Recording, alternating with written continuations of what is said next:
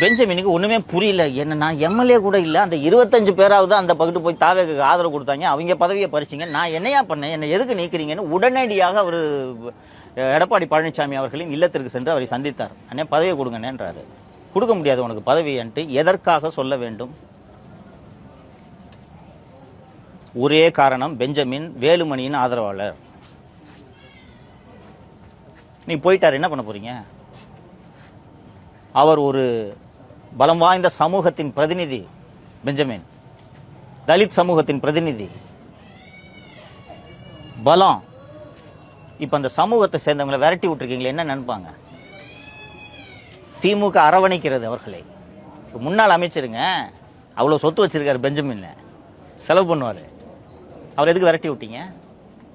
உண்மையில் திரு எடப்பாடி பழனிசாமி அவர்கள் நடவடிக்கை எடுக்க வேண்டியது லால்குடி எம்எல்ஏ திருமதி லீமா ரோஸ் அவர்கள் மீது. ஏன் எடுக்கணும்ன்றத சொல்றேன்.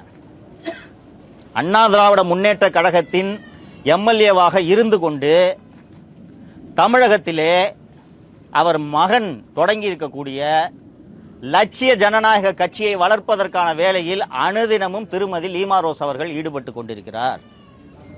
இன்னைக்கும் லட்சிய ஜனநாயக கட்சிக்கான நிர்வாகிகள் நியமனம் செய்து கொண்டிருக்கிறார்.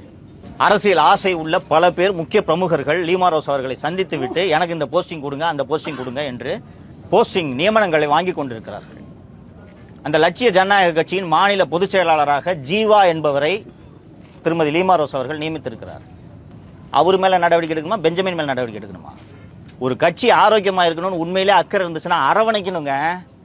80களில் அண்ணா திராவிட முன்னேற்ற கழகம் ஜே அணி ஜானகி அணி என்று பிரிந்த போது செல்வி ஜெயலலிதாவை ஜானகி அணியில் இருந்தவர்கள் பேசாத பேச்சு கிடையாது. காலஞ்சென்ற காளிமுத்து அவர்கள் ஜெயலலிதா அவர்களை பேசியதை பொதுவெளியில் சொல்லவே முடியாது. மேடையில் பேசினாரு, தனியா பேசல. இன்னைக்கு அதிமுக மகளிர் அணியில் இருக்காங்களே வளர்மதி, காது கூசம் விட்டுருங்க.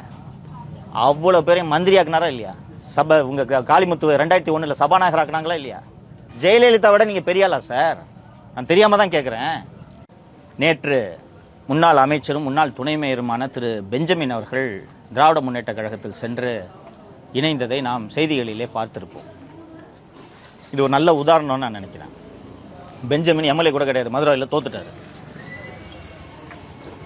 அவரை மாவட்ட செயலர் பதவியை பறிச்சிட்டாரு.